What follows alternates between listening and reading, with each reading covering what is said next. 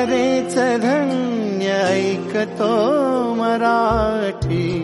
धर्म पंथ जात एक जाणतो मराठी. धर्म पंथ जात एक जाणतो मराठी.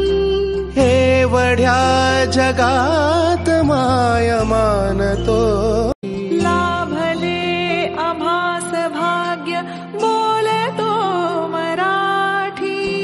जाहलो खरेच धन्य ऐकतो मराठी. धर्म पंथ जात एक जाणतो मराठी.